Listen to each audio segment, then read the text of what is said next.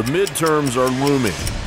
And that, unfortunately, has been a spiral that we've been on for the last couple of years.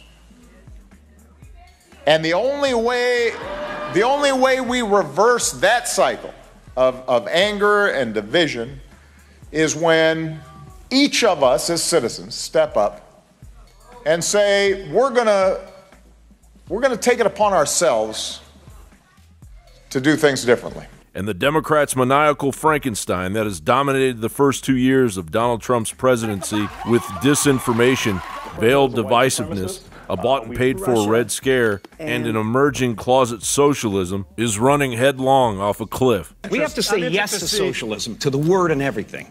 We have to stop apologizing. Meanwhile, Trump has methodically cleared the hurdles and put America back on a 21st century course. Typically, the president's party expects to lose seats in the House and Senate, and historically less voters turn out for midterms. But with lifelong and new millennial Democratic voters jumping ship, the blue wave could become a trickle, especially with Obama and Hillary leading the charge. The Democrats' leadership, consisting of Senate Democrat leader Chuck Schumer, who is under fire by his own base for not using the left's growing assumption that cutting off your nose to spite your face is paramount to shutting down Supreme Court nominee Brett Kavanaugh's confirmation. Politico reports 13 liberal groups have signed on to a letter. They say that the Democratic Party's progressive base expects nothing less than all-out resistance to Trump's dangerous agenda and question whether Schumer is delivering it. With the Senate being the prize pig in the midterms,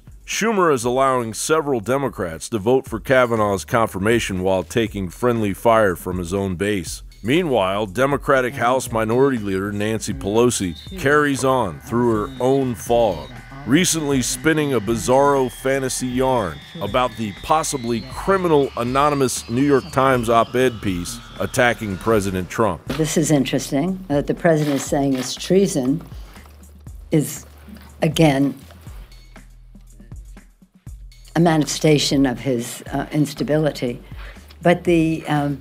But what was said in there is a reflection of what we hear from many Republicans around the country, not in Congress, that the party of Lincoln cannot survive as the party of Trump by dint of tone, by dint of fiscal irresponsibility, by dint of national security concerns, and also that the Republicans in Congress are just letting it happen without weighing in, no checks, no balances, as the Constitution calls for. The Democrats are addicted to insulting everyone's intelligence. They claim they want to help the poor, yet their districts are overwhelmed with homelessness and disease.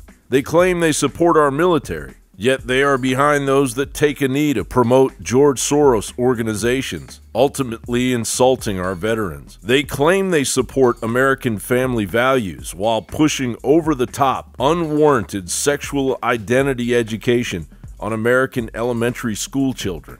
It's enough to create the rise of a new party to replace the Democratic Party's ongoing threat to this very young 241-year-old republic. John Bound reporting.